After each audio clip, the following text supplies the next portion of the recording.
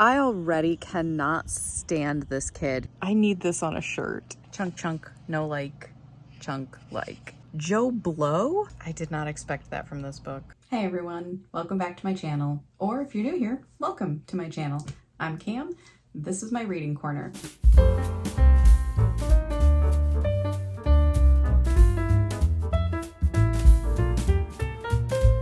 So this month I'm going to be talking about Catcher in the Rye by J.D. Salinger.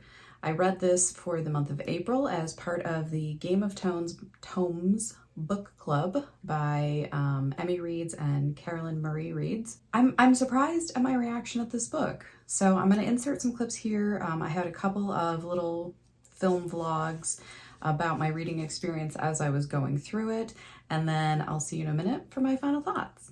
Warning, there will be spoilers. Sorry. And all that David Copperfield kind of crap. Sir, don't you dare. I already cannot stand this kid who's narrating. Quit at everything in their life, but they blame every outside force that has absolutely nothing to do with them quitting. So for instance, he's talking about why he failed out of one of his 4 schools that he failed out of or got kicked out of. And he is like, you know, it was just so full of phonies. I can't stand phonies. There were phonies coming through the window. There were so many of them.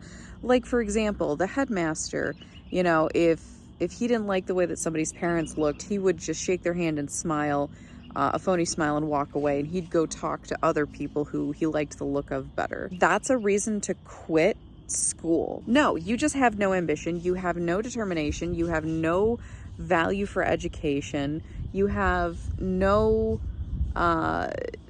sense of yourself and what you want. So you're driftless, you're aimless, and you give up easily. Okay, so I really liked this one. What really knocks me out is a book that when you're all done reading, you wish the author that wrote it was a terrific friend of yours and you could call him up on the phone whenever you felt like it. Same. Oh my gosh. Same. Okay, so his roommate is asking him a really big favor, and he says, just because they're crazy about themselves, they think you're crazy about them too, and that you're just dying to do them a favor. Like, straight up teenage narcissism. Absolutely.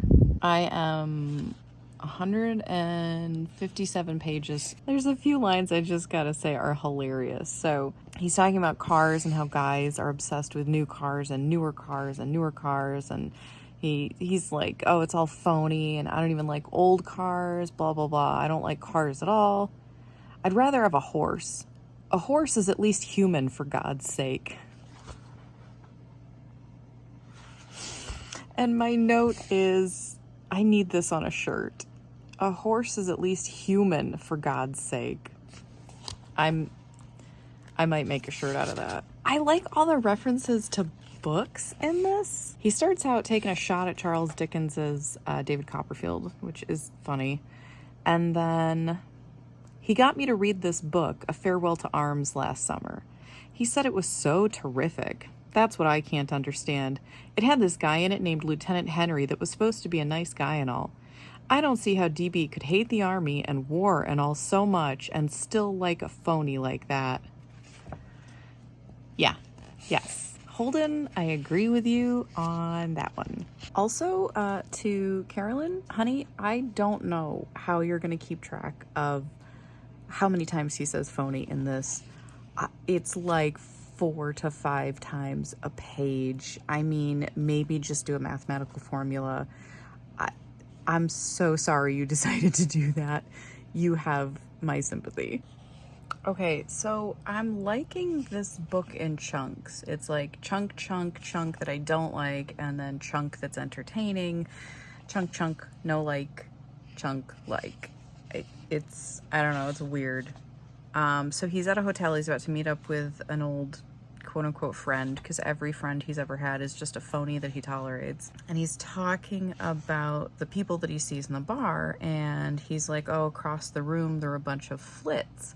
And I didn't understand what that was, and as I kept reading by context, I was like, oh, okay, he means gay guys. So I looked it up just to double check, and yeah. Which is funny because he also says he's talking about lesbians, but like there's no slang term for it, so I don't know, thought that was interesting. So he's talking about this guy who was a school advisor that he's meeting up with. And he says, old Luce, what a guy. He was supposed to be my student advisor when I was at Wooten. The only thing he ever did, though, was give these sex talks and all, late at night when there was a bunch of guys in his room. He knew quite a bit about sex, especially perverts and all. He was always telling us about a lot of creepy guys that go around having affairs with sheep. And guys that go around with girls' pants sewn in the lining of their hats and all. Like, this is what your student advisor is talking to you about?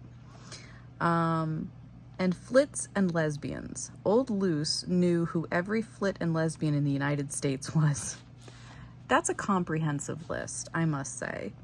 All you had to do was mention somebody, anybody, and old Luce would tell you if he was a flit or not. Sometimes it was hard to believe the people he said were flits and lesbians and all, movie actors and like that. Some of the ones he said were flits were even married, for God's sake. You'd keep saying to him, you mean Joe Blow's a flit? Joe Blow? I get that it was probably not meant to be ironically funny, but the fact that he's using, instead of like John Smith or John Doe or something, he's like, Joe Blow is a flit? And I'm like, yeah, dude, like in that context. It's funny because it wasn't supposed to be funny. Also, can we talk about the fact that flits is not capitalized, but lesbians is capitalized? Lesbians is capitalized like every single time. Like, what? Why? Is that like a proper title? I don't get it. So I just got to the part where it has the name of the book, like how the book got its name. This kid is just so much walking undealt with trauma. I did not expect that from this book. So I finished this last night. It's a very short book, but I was really surprised at how much I actually annotated this. Okay, right off the bat, I don't hate it and I don't love it. I feel like this is a super polarizing book. I think most of the time when I see people talk about this, it's one of two things. It is either like their favorite book or one of their all-time favorite books, or they hate it. And for the people who hate it, they all tend to have the same kind of problems with the book. And it tends to be that the character is a angry young man, and his anger is just very misplaced. He is like a walking red flag. There have been internet lists where people are like, oh, if you are, talking to somebody or you're, on a first date and somebody says this is their favorite book, run the other way. So the criticism is that Holden Caulfield is just full of anger, super misogynistic. He's just an angry young white man who, like, if people talk about him like he's going to be the next serial killer or like the next school shooter or something. I get people not liking him, but I don't get that from his character at all. His character, like, he's angry, sure. But part of it is just he's an angsty teenager whose parents keep sending him off to boarding schools. So, I mean, like, kind of justified, right? Every teenager is emotional and figuring themselves out, and they're jerks sometimes, He's just a normal person. To me, the problem elements of him is not because he's just a bad person or a jerk or just, a privileged raging white man, which is a real thing. It's just, I don't see him as that. To me, this is a kid with severe childhood trauma that was never dealt with. He's never seen a therapist. His family has never properly dealt with the trauma that they went through. So as a young kid, his brother got sick with cancer and died. That's traumatic. And you can very clearly see throughout the book how that colors everything else in his life. That's where a lot of that anger comes from. That's where a lot of his his obsession with phonies, with people who don't seem intelligent. All of it really stems back to his brother dying. I think it's revealed kind of early on about his brother dying. Page 43, I mean, this is really, really early on. His brother, Allie, he got leukemia and died when we were up in Maine on July 18th, 1946. He was 2 years younger than I was, but he was about 50 times as intelligent. He was terrifically intelligent. It wasn't just that he was the most intelligent member of the family. He was also the nicest in lots of ways. He never got mad at anybody. And then on the next page, it talks about the fact that he, as a kid, when his brother died, he had an emotional outburst, and his family in their grief, and it's not his only sibling. He has another older brother and he has a younger sister. And each of them dealt with grief in their own ways. His younger sister was either not born yet or was so young she really didn't really remember any of it. You've got his parents dealing with their grief, and as a kind of a middle child, he's sort of lost in the shuffle with his own emotions and trying to process them. So he punched a window or something. I was only 13 and they were going to have me psychoanalyzed and all because I broke all the windows in the garage. I don't blame them. I really don't. I slept in the garage that night that he died, and I broke all the windows with my fist just for the of it. I even tried to break all the windows on the station wagon we had that summer, but my hand was already broken and everything by that time, and I couldn't do it. It was a very stupid thing to do, I'll admit, but I hardly didn't even know I was doing it, and you didn't know, Allie. My hand still hurts me once in a while when it rains and all, and I can't make a real fist anymore. Not a tight one, I mean. But outside of that, I don't care much. I'm not gonna be a goddamn surgeon or a violinist or anything anyways. What I ended up highlighting and annotating in the book mostly was what seemed to be very obvious outcomings of his trauma. I personally think that he has survivor's guilt. Why did my brother get cancer and die instead of me? Because I'm the one who wasn't worth surviving. I'm not as smart as him. I'm not as nice as him. He has a lot of respect for his siblings in here. His older brother is a writer, and even though he thinks he was a sellout because he went to write Hollywood screenplays instead of novels, he still has a great amount of respect for him, thinks he's very intelligent, thinks he's an incredibly talented writer. His little sister he sees as possibly the most intelligent person he ever met. I personally think there's some survivor's guilt. I think he feels that it should have been him to die instead of his brother. His brother was just a better person. And that moment of his brother dying seems to have kind of frozen his growing up and his maturing, because everything is seen through the lens of that event. He uses the word phony like 800 million times. Carolyn decided to write down and keep track of how many times he says it. I'm interested to see how many it is, but I feel bad that that's what she decided to do, because I feel like that's a lot. Everything, when you get down to it, you find out that everything is really in comparison to his brother. He doesn't like unintelligent people because his brother was so smart. He doesn't like phony people because his brother was so genuine.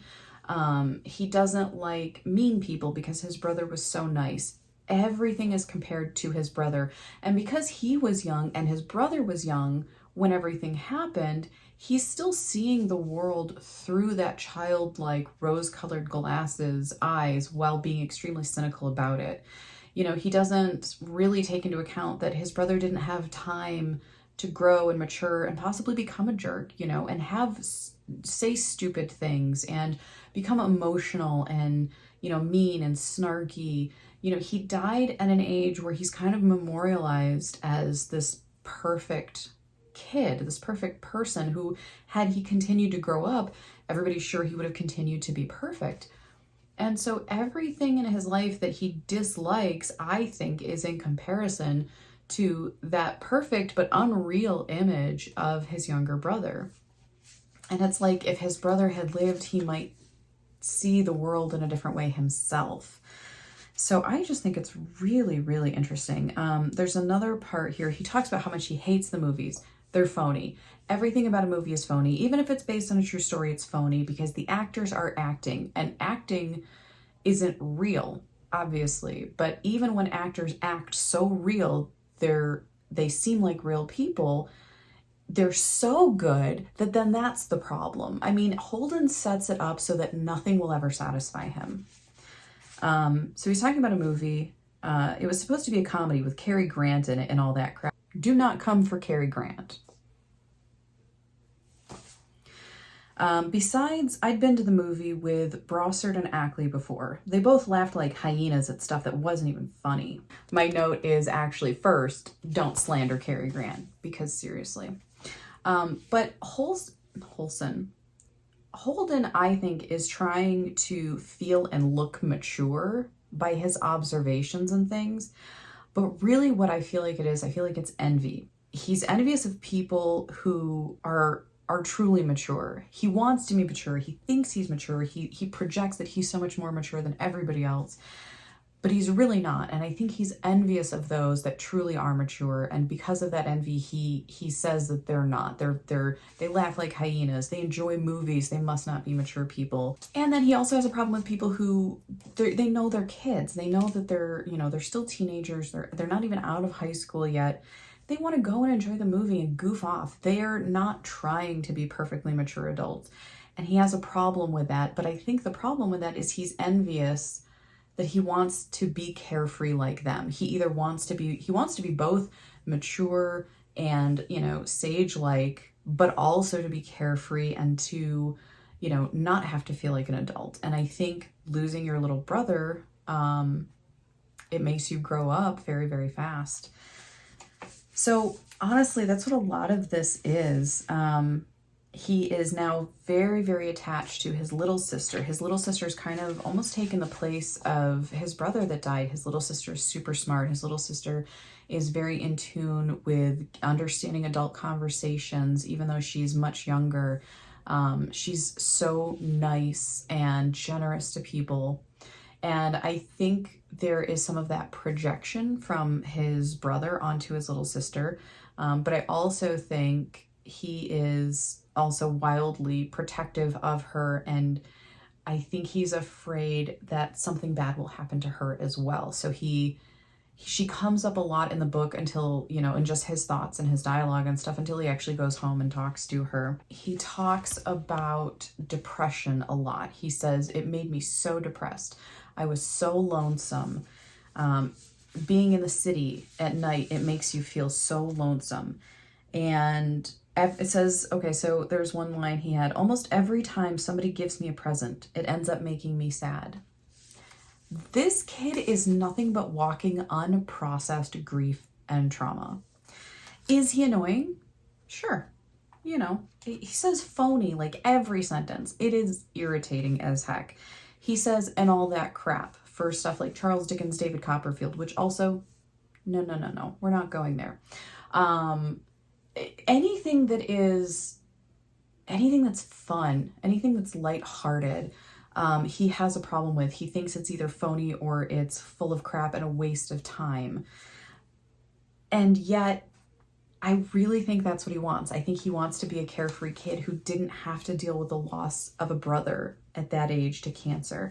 And his brother, I think, was 11. I kind of had to bop around and get a little bit of information about him and his brother throughout the book.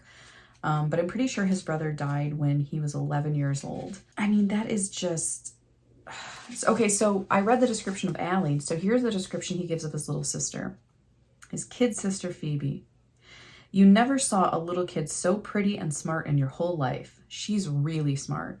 I mean, she's had all A's ever since she started school.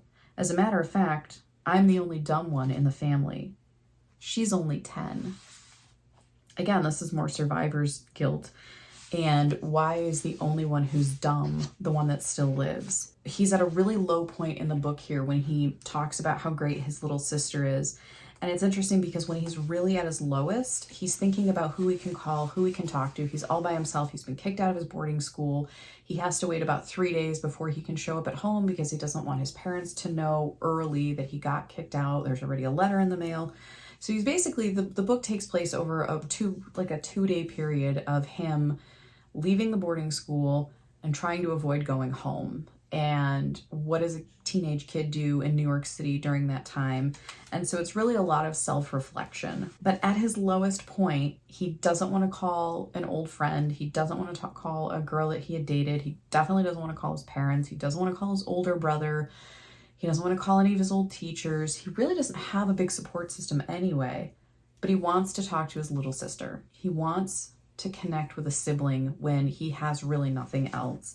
And I definitely think that is a big part of what makes him who he is. And at this point, when he talks about how amazing his little sister is, she's 10. Allie died when he was 11. So his kid sister is now 1 year away from the age that his brother died. And I think that is making a really big impact on him. I think he's kind of wanting and waiting for her to survive past that, let go, and think, okay, then she's going to live. She's going to be okay. She's going to make it. I've seen this actually happen in my own family. There's this anxiety and this buildup when a relative makes it to a point that they reach the same age as somebody else who died very suddenly. And everybody kind of takes a collective sigh of relief when the person passes that age. It's not logical. It doesn't make sense, but it's there's just in the back of your head, so-and-so died randomly, unfairly at this age. What right do I have to make it past that age? Why me instead of them? So maybe that's part of why I actually understood the book a lot more, at least now as an adult, because I've seen this. I've lived some of this. It's just really interesting. He is kind of funny sometimes. He's very snarky, and sometimes it's just annoying, but sometimes he can be really funny. But there's this one part where he's talking about a friend of his and how they would go golfing together. And he says, "I improved her game immensely, though. I'm a very good golfer. If I told you what I go around in, you probably wouldn't believe me. I almost was once in a movie short, but I changed my mind at the last minute. I figured that anybody that hates the movies as much as I do, I'd be a phony if I let them stick me in a movie short." And my comment is, Trump, is that you? Because I'm the best at golf. Everybody who plays with me gets better by osmosis from just being around me. I was the best golfer of all the rich people. It's in there now. I can't unhear that. The two people that he really cares about in this book, his little sister Phoebe and a girl that he has known for a few years. They never dated or anything, but his roommate goes on a date with her, and then he gets hot under the collar. He's like, this he's a jerk. He's going to try to put the moves on her even if she doesn't want to. And it really bothers him. But throughout the rest of the book, he's talking about this girl on and off and how well he knew her. They would play checkers together. They would go golfing together. They would spend a lot of time. I think she was his next door neighbor. And he talks about at one point that he realized that her mom's boyfriend was an abuser. And when he had that realization, he kind of saw her in a little bit of a different light, and he had this desire to protect her, save her from it, even though he knew that as a kid, there's nothing he could really do. But he says of this girl, Jane, she was the only one outside my family that I ever showed Allie's baseball mitt to, with all the poems written on it. His only true support system, and the only people he truly wants to be around, are these two girls. It's interesting to me, the burden of being an emotional support system is still falling to women, because a lot of times men don't have really emotionally supportive friend groups. Guys have great friends. They would die for each other. But a lot of times men, and they're not taught to, they're not encouraged to, they're not shown how to build deep, meaningful, emotionally supportive friendships with other men. A lot of that burden throughout life falls to the women in their lives. Their mothers, their sisters, their girlfriends, their female friends do the emotional support of healthy relationships for men. And this is like a prime example of it. And granted, the time that this was written, that was completely perfectly common. But even so, he doesn't have male friends. He has acquaintances and people that he can sort of stand spending time around. But it's just really interesting that almost every single character that has been supportive of him has been a woman or a girl. There is a character in here that he talks about. It was an old English teacher that actually was willing to be supportive of him, willing to let him crash at his place. That goes left. But it's interesting after that happens, he thinks that while he was in his sleep, the teacher kind of made a pass at him or, was inappropriately touching him in his sleep, and it freaked him out and he left. And then he has this mental conversation with himself. Am I overreacting? Did I misread the situation? Is that not what it was? And he never comes to a conclusion. He just kind of forces himself to stop thinking about it. And again, there's so much of that is just such a pattern. He doesn't process things to their completion.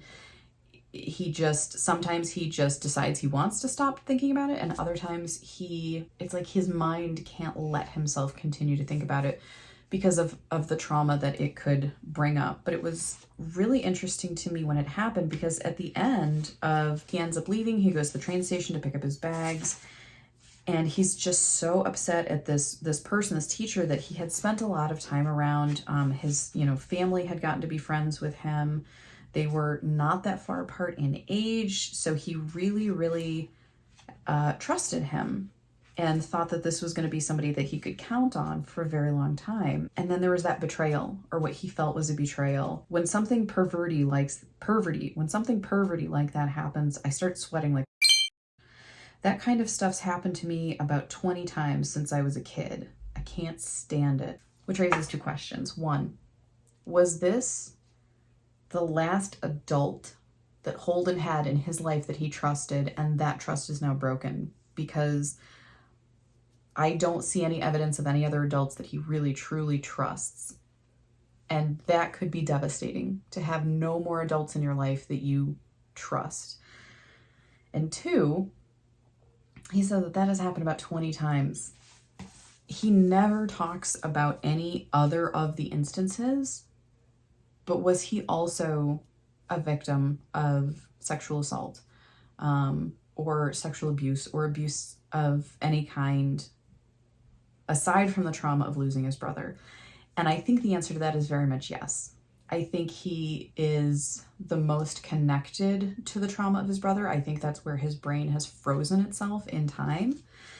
But I think there's a lot more trauma this kid went through that he has not talked about yet. In the end, I liked the book. I think this is a really good example of what undiagnosed and untreated trauma can look like, and what it can turn into, and how important it is, no matter what age somebody is at, that they finally deal with trauma. They get help for it, because it may not feel like you're traumatized anymore. It may not be something that's constantly present in your conscious mind, but it has rewired your brain and how you see the world and how you move through the world. And I think this is a really good example of that. I am confused why this is taught in high school English classes, though. I don't think a lot of teenagers, because usually this is like a 9th or 10th grade reading too. So you're talking, 14 when you're reading this? I don't know how many teenagers really have the life experience, the empathy, to see the nuance of things. And I think when I see people talk about how much they hate Holden and his rage, he's not even that angry. Like, he's angry kind of at the world, but not to the degree that people seem to say he is when they talk about this book, which is really, really interesting to me. And I wonder if those people read it in high school and took it at face value and didn't really dive any deeper into it, because I personally, my class read this in high school and I didn't want to read it, so my teacher let me pick a different book. I don't remember the conversations around it, so I don't remember if trauma was a focus of what was brought up when discussing the book. So one of these days, honestly, I'm not even kidding, I want to contact my old English teacher and have really long discussions with her about some of the books that I'm reading now, because I would love to hear her insight. She was the best teacher I ever had. She was amazing, and I was privileged to have her twice in high school, for 9th grade advanced English, and then in 12th grade AP, advanced placement English. So I would say I would probably rate this, it's not a 5 by any means. I don't even think it's a 4. I'm gonna say 3.5, probably 3.5. The writer did an excellent job with the voice. This is an angsty, frustrated, annoying teenager through and through. It is like a 14 or 15 or 16-year-old kid wrote this. 100%. It sounds super, super authentic. So the writer was successful. Did I enjoy it? Not particularly, because it's an annoying 15 or 16-year-old kid that you're listening to. But that's exactly what he was trying for. So, I mean, he succeeded very much. So for that, I'm saying like 3.5 stars. Yes, quality-wise, I think he did exactly what he was setting out to do. I think it's a really good portrayal of trauma, childhood trauma, the need for emotional stability and emotionally supportive relationships throughout life, the need for therapy, the need for mental health support, especially as it relates to childhood trauma. But as far as enjoyment, like it wasn't a 4 for me. So I am very glad to have read it. As far as my comparisons to David Copperfield, that is going to be a separate video, because I'm going to be doing a response video to Carolyn and Emma's live show that will be on May 4th, I believe, at 12 noon Eastern time, which will be on Carolynn's channel. That's Carolyn Marie Reads. So check that out. Their live shows are always really fun. So I have my thoughts. I'm going to be getting my thoughts together on the comparisons of these two books, these two characters, these two authors, and then I will be rolling that into my response to their review of the two books, their comparison of the two books. So yeah, so those are my thoughts on Catcher in the Rye by J.D. Salinger. I really enjoyed it. I'm glad that I read it, but I'm also glad that as an adult is the first time that I read it. I really don't think I would have enjoyed this in high school. I think I would have had all the same issues that everybody else had, because he's drawn towards, women and female characters, because he is, looking for something. A lot of his rage comes out directed at the women that he meets. Is he a complete misogynist though? No, I don't think so. I think he's just as awful to the male people that he meets, and I don't think it's a sex thing, a gender thing. I think it's a rage thing. I think it's a trauma thing. So I would definitely recommend this book, because it's very short. It's a very quick read. And it's a really good exploration of different themes, but done in a way that you kind of have to do the work with it. It's not a trauma dump or anything like that.